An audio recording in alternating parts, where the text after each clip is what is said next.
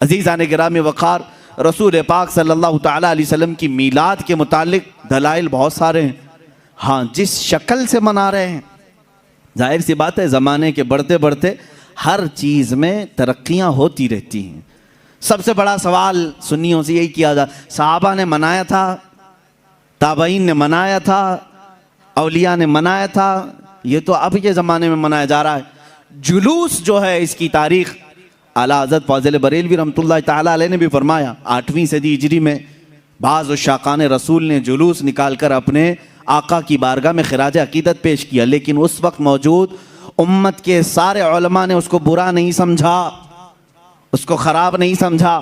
بہرحال میں آپ کو بتاؤں، صحابہ نے منایا تھا، یہ بار بار سوال کرتے ہو، تابعین نے منایا تھا، ارے میاں وہ تو روز مناتے تھے میرے آقا کی میلاد، تم تو 12 ربیع الاول سال میں ایک بار کر رہے ہو، صحابہ روز مناتے تھے۔ میلاد کا مطلب کیا ہے؟ جاؤ پوچھو، حسان بن ثابت ہمیشہ کہتے تھے وَأَحْسَنُ مِنْكَ لَمْ تَرَ قَطُّ عَيْنِي وَأَجْمَلُ مِنْكَ لَمْ تَلِدِ النِّسَاءُ، یہی تو میلاد مصطفیٰ ہے۔ اے رسول، آپ سے زیادہ حسین میں نے کسی کو دیکھا نہیں، آپ سے زیادہ خوبصورت کسی ماں نے جنا نہیں۔ یہ تو صحابہ میلاد نہیں منا رہے ہیں۔ صحابہ کرام حضور اکرم صلی اللہ تعالیٰ علیہ وسلم کے قصیدے پڑھتے تھے۔ اب آؤ ہجرت کا وہ واقعہ تو سنو ذرا۔ اللہ کے حبیب صلی اللہ تعالیٰ علیہ وسلم جب تشریف لا رہے تھے مکہ سے مدینہ طیبہ، 14 دن تک مدینے والوں نے انتظار کیا ہے۔ تم 11 روز سے انتظار کر رہے ہو 12ویں شب آئے گی، مدینے والے 14 دن تک۔ جیسے ہی حضور مکہ سے نکل چکے خبر ہوئی، مدینے کے سارے لوگ ٹیلوں پر جا کر کھڑے ہوتے تھے اور انتظار کرتے تھے کہ وہ نور والا کب تشریف لا رہا ہے، رسول پاک صلی اللہ تعالیٰ علیہ وسلم کب آ رہے۔ مدینے والوں نے، بہت سارے لوگوں نے دیکھا نہیں تھا، دیکھنے کی تڑپ تھی۔ مجھے بتاؤ، آج آپ میلاد کی گھڑی کے انتظار میں بیٹھے ہوتے ہیں ادب سے، یہ انتظار ہے؟ یہ مدینے والوں کی سنت ہی تو ہے۔ وہ 14 دن تک انتظار کیے آمد مصطفیٰ کا، اور جس وقت رسول پاک کی آمد ہوئی، اب حدیثوں میں ہے، بخاری شریف بھی پڑھو آپ، مسلم شریف بھی پڑھو، حدیثوں میں موجود ہے، فرمایا رسول کریم صلی اللہ تعالیٰ علیہ وسلم جیسے ہی قبا کی چوٹیوں سے نظر آنے لگے، جتنے مدینے میں حبشی تھے وہ اپنے نیزے نکالے، ڈھال نکالے، اور اپنا مخصوص جو ان کا رقص ہوتا تھا اس سے وہ رقص کرنے لگے، ڈھالوں پر اپنے نیزے مار مار کر کہتے تھے محمد عبد صالح، محمد عبد صالح، یہ الفاظ تھے حبشیوں کے۔ اور اس کے بعد بنو نجار ایک خاندان تھا، اس خاندان کی ساری بچیاں اپنے ہاتھوں میں دف لے کر کے آئیں، یوں کہتی تھیں طلع البدر علینا من ثنیات الوداع وجب الشکر علینا ما دعا للہ داعی۔ یہ آگے پورا موجود ہے قصیدہ جس میں وہ کہتی ہیں انت شرفت المدینہ مرحبا یا خیر داعی۔ یہ گنگناتے ہوئے وہ یوں کہہ رہی تھی ہم پر 14ویں کا چاند طلوع ہو گیا ہے۔ کہاں سے؟ ثنیۃ الوداع کی گھاٹیوں سے، اس کے آنے پر ہم پر شکر واجب ہو گیا ہے۔ مجھے بتاؤ یہ میلاد نہیں ہے تو اور کیا ہے؟ حضور پاک کی میلاد کا مطلب ہے حضور کی سیرت بیان کرنا، حضور پاک کی تعریف بیان کرنا، یہی تو میلاد ہے۔ ہم مجلس میلاد کا مطلب کیا ہے؟ صرف 12ویں شب کو منانا یہی نہیں، سال بھر جب بھی آپ میرے آقا کے تذکرے کریں گے ہم اس کو میلاد مصطفیٰ ہی کہتے ہیں۔ مولود کی محفل ہے، مجلس میلاد ہے، جہاں رسول پاک کی آمد کے قصے بیان کیے جائیں، تعریف و توصیف بیان کی جائے، وہ میلاد ہے۔ صحابہ نے کیا ہے میرے عزیزو۔ اب اللہ کے نبی صلی اللہ تعالیٰ علیہ وسلم جب تشریف لائے تو کیا حضور نے منع کر دیا؟ جو ہجرت کے بعد حضور تشریف لا رہے تھے۔ اچھا اس میں یہ بھی دیکھیں، جب رسول پاک صلی اللہ تعالیٰ علیہ وسلم تشریف لائیں تو اس وقت کا احترام اور تعظیم کرنا یہ صدیق اکبر نے بھی سکھایا ہے، اس کی ایک خصوصیت ہونی چاہیے۔ ظاہر سی بات ہے آج آپ ہمارے ممبر کو، ہمارے یہاں پر اسٹیج کو الگ انداز سے دیکھ رہے ہوں گے، اس لیے کہ یہ آئے ہیں میلاد مصطفیٰ کے احترام میں۔ مسجد آج الگ رونق لی ہوئی ہے، یہاں الگ ایک روشنی ہے، کیونکہ اس ساعت اور اس گھڑی کے احترام میں، جس سہانی گھڑی چمکا طیبہ کا چاند، اس دل افروز ساعت پہ لاکھوں سلام۔ ہم اس گھڑی پر بھی سلام بھیجتے ہیں۔ صدیق اکبر رضی اللہ تعالیٰ عنہ نے کیا کیا تھا جانتے ہیں آپ؟ مدینے والے جب دیکھ رہے تھے گردنیں پھلان پھلان کر دیکھتے تھے، اچھل اچھل کر دیکھ رہے تھے، دور سے وہ نظر آ رہے تھے۔ آنے والوں میں دو لوگ تھے، حضور پاک صلی اللہ تعالیٰ علیہ وسلم اور حضرت ابو بکر صدیق۔ سیدنا ابو بکر صدیق رضی اللہ تعالیٰ عنہ کا عشق اور ان کا ادب بھی تو دیکھیں۔ جب مدینے والے دف بجانے لگے اور اچھل اچھل کر دیکھنے لگے، حضرت ابو بکر صدیق رضی اللہ تعالیٰ عنہ نے اپنا جبہ اتار دیا، جبہ اتار دیا، تہبند ہے، اور جبہ اتار کر ایک لکڑی میں لگایا اور حضور صلی اللہ تعالیٰ علیہ وسلم کے اوپر جھنڈے کی طرح ہلانے لگے۔ حضور پاک صلی اللہ تعالیٰ علیہ وسلم کے چہرے پاک کے اوپر ہلانے لگے۔ کیوں کیا ایسا انہوں نے؟ کیوں کیا؟ یہی تو ہم بھی کہتے ہیں، جب وہ آمد مصطفیٰ ہو تو ہم لہراتے ہیں، لوگوں کو بتاتے ہیں کہ یہ گھڑی عام گھڑی نہیں ہے۔ حضرت ابو بکر صدیق نے یوں کیا۔ حضور پاک صلی اللہ تعالیٰ علیہ وسلم نے ان سے پوچھا بھی، ابو بکر اتنے دن سے مکہ سے چلے یہاں تک پہنچے، وہ آپ نے جبہ اتارا نہیں، لہرائے نہیں، مدینہ قریب آیا اور تم یہ اپنا جبہ اتار کر کے لہرا رہے ہو۔ صدیق اکبر کے عشق کو لاکھوں سلام، ادب و احترام کو لاکھوں سلام۔ عرض کرتے ہیں آقا بہت سارے مدینے والوں نے آپ کو اب تک دیکھا نہیں، میں یہ سوچتا ہوں کہیں وہ غلطی سے مجھے رسول نہ سمجھ لیں، میں نے اپنا جبہ اتار دیا ہے تاکہ مدینے والوں کو پتہ چلے آقا اور ہے غلام اور ہے۔ جھنڈے لہراتے ہیں تو پتہ چلتا ہے آقا تشریف لا رہے ہیں۔ یہ صدیق اکبر نے کر کے بتایا ہے، جب رسول تشریف لا رہے ہوں تو جھنڈے لہرائے جاتے ہیں، اس لیے کہ اس گھڑی کا ادب ہو، اس کا احترام ہو۔ مدینے والوں نے دیکھ کر ہی پہچان لیا، جو لباس اتار کر آ رہا ہے وہ غلام رسول ہے، اور جس کے سر پر جھنڈا لہرا رہا ہے اگرچہ جبے کا ہو وہ محمد الرسول اللہ ہے۔ میرے آقا صلی اللہ تعالیٰ علیہ وسلم کے آنے کا ادب و احترام مدینے والوں نے بھی کیا تھا۔ اب میں یہ کہتا ہوں کہ جسے مدینے والوں کی خوش قسمتی ملی وہ میرے آقا کی میلاد منائے گا، اور مدینے والوں میں اس کا حشر بھی ہوگا، کیونکہ میرے آقا نے فرمایا ہے من تشبہ بقوم فہو منہم، جو جس قوم کی عادت کو اپنائے گا دنیا میں، قیامت کے دن وہ اسی قوم کے ساتھ اٹھایا جائے گا۔ اے وہابیو، تم مکہ کے ابلیس کے ساتھ غم مناؤ اور تمہارا قیامت کے دن حشر انہی کی جماعت کے ساتھ ہوگا۔ ہم آج کمکمے بھی لگائیں، جھنڈے بھی لہرائیں، 12ویں شب کو علل اعلان کہیں کہ آئی نئی حکومت، سکہ نیا چلے گا، عالم میں رنگ بدلا صبح شب ولادت، ہم اس فخر کے ساتھ کہیں گے، اس لیے کہ مدینے والی قوم کے طریقے پر ہم نے کیا ہے، اور رسول نے فرمایا جو جس قوم کی مشابہت کرتا ہے قیامت کے دن وہ اسی کے ساتھ اٹھایا جائے گا۔ فخر کرو، قیامت کے دن انشاءاللہ ہم سب مدینے والوں کے ساتھ اٹھائے جائیں گے۔ غور سے دیکھیں، ما ہادان الیومان، یہ دونوں دن کیا ہیں؟ تو لوگوں نے یہ کہا کہ کننا نلعب فیہما فی الجاہلیہ، جاہلیت میں ہم ان دو دنوں میں کھیلتے تھے، ان دو دنوں میں کھیلتے تھے، کھیل کود کرتے تھے، خوشی مناتے تھے۔ اب دیکھیں، جاہلیت میں 2 دن خوشی منانے کے تھے، وہی کام یہ لوگ کر رہے تھے، اور نبی کریم صلی اللہ علیہ وسلم نے جب پوچھا تو انہوں نے کہا کہ یہی 2 دن ہیں جس کے اندر تم لوگ خوشی مناتے ہو۔ ان لوگوں نے کہا، اب آپ نے فرمایا ان اللہ قد ابدلکم بہما خیرا منہما، اللہ تبارک و تعالی نے تمہارے ان 2 دنوں سے بہتر 2 دن عطا کر دیے ہیں، اب تم کو ان دونوں دنوں کی اجازت نہیں ہے، اب اس سے بہتر 2 چیزیں آ گئی ہیں، یوم الاضحیٰ و یوم الفطر، ایک تو عید الفطر اور دوسرے عید الاضحیٰ۔ اب بہت ہی سنجیدگی کے ساتھ غور کرنے کی ضرورت ہے.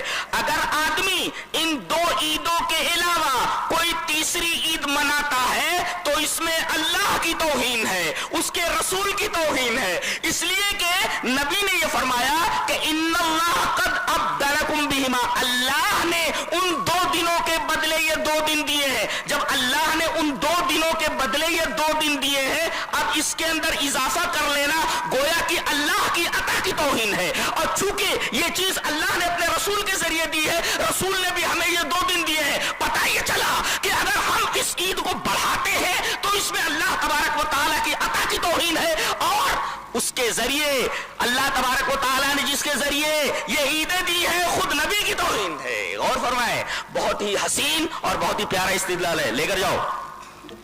ان اللہ قد ابدلکم بہما خیرا منہما, ان دونوں دنوں کے بدلے اللہ نے تمہیں 2 دن دیے ہیں. اب اللہ نے دیے ہیں ان 2 دنوں کے بدلے, تو اگر بڑھاتے ہو تو اللہ کی بھی توہین ہے, اس کے رسول کی بھی توہین ہے. اس لیے کہ اللہ نے دیے اپنے رسول کے تھرو دیے, لہذا اللہ کی بھی توہین اور نبی کریم صلی اللہ علیہ وسلم کے تھرو جو یہ عطا دی گئی ہے اس کی بھی توہین ہے. گویا کہ اللہ کی بھی توہین, رسول کی بھی توہین ہے. کہاں تک آدمی پہنچ جاتا ہے بدعت کے معاملے میں؟ پتہ یہ چلا کہ خوشی اور غمی اس کی تو اجازت ہے, مگر خوشی اور غمی منانے کی اجازت نہیں سوائے ان 2 دنوں کے, کہ اس میں ہر سال آپ خوشی منا سکتے ہیں. رہا غمی منانے کا معاملہ, اس کے بارے میں کیا کسی دن کوئی حادثہ ہو جائے تو زندگی بھر اسی دن آپ غم مناتے رہیں؟ نہیں, اس کی اجازت نہیں ہے. غم زدہ ہونے کی اجازت ہے, مگر غم منانے کی اجازت نہیں ہے کہ ہر سال آپ غم منائیں اسی دن جس دن کوئی حادثہ آپ کے اوپر گزرا ہے.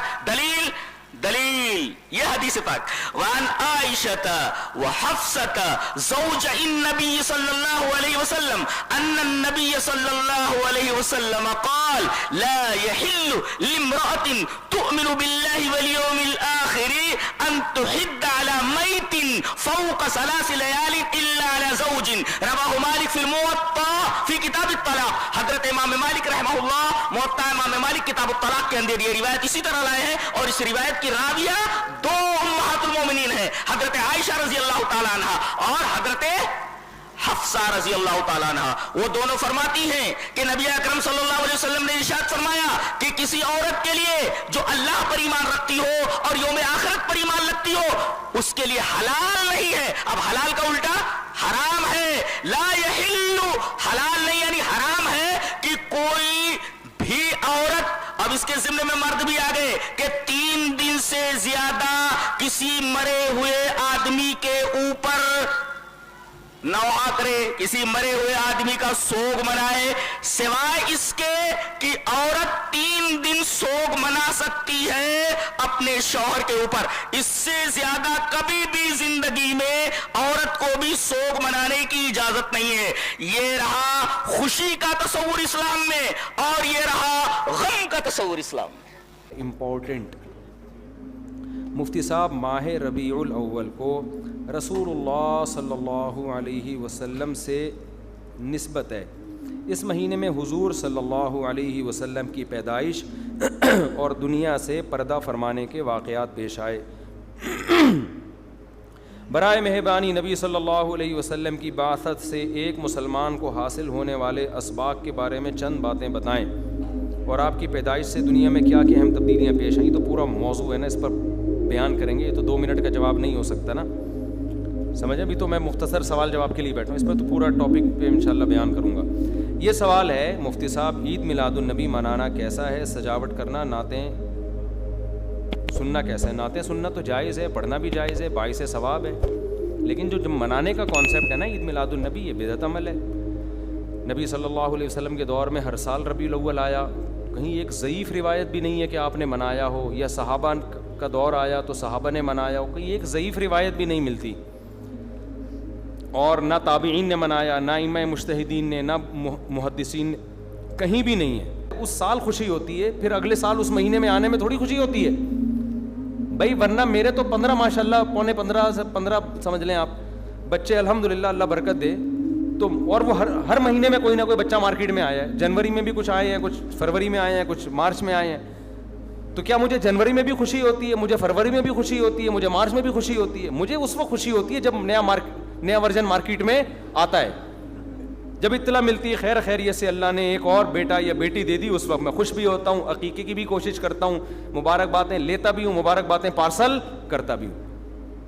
اگلے مہینے وہی سال آتا ہے تو ہمیں تو یاد نہیں ہوتا کہ اس مہینے ہمارا بچہ پیدا ہوا تھا, کسی کو بھی یاد نہیں ہوتا, اپنا یاد نہیں ہوتا کہ ہم اس مہینے پیدا ہوئے تھے. یہ تو سالگرہ کا کانسیپٹ گوروں کا ہے, انگریزوں کا ہے, اسلام کا تھوڑی ہے. یہ یوم پیدائش منانا یہ کس کا کانسیپٹ ہے؟ انگریزوں کا کانسیپٹ ہے.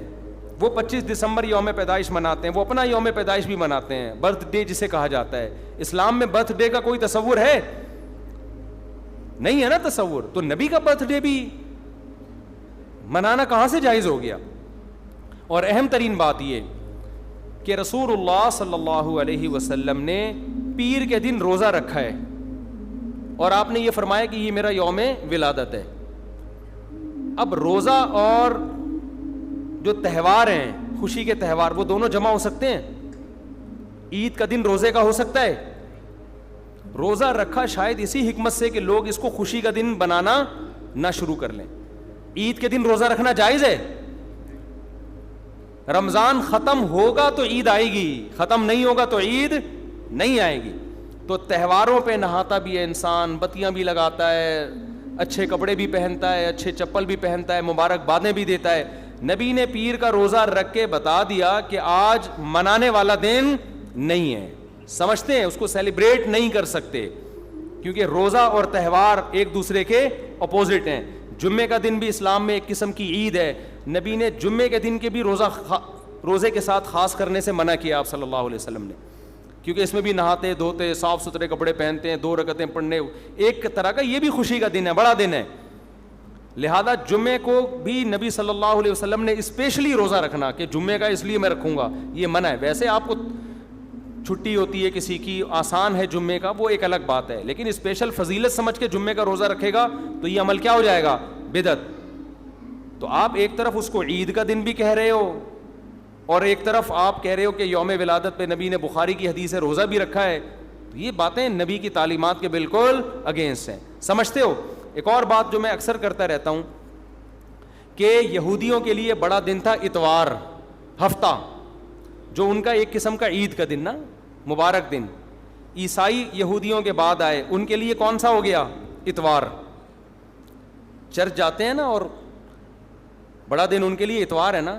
تو ہم عیسائیوں کے بعد آئے تو ہمارے لیے پیر ہونا چاہیے تھا, لیکن اسلام نے پیر نہیں, حالانکہ وہ تو نبی کا یوم ولادت بھی ہے, تو وہ تو بطریق اولا ہونا چاہیے تھا, لیکن اسلام نے کیا کر دیا؟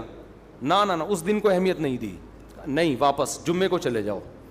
شاید اس میں یہ حکمت تھی کہ کہیں یوم ولادت کو سیلیبریٹ کرنا نہ شروع کر دیں لوگ, مبارک بادیں دینا نہ شروع کر دیں, منانا نہ شروع کر دیں.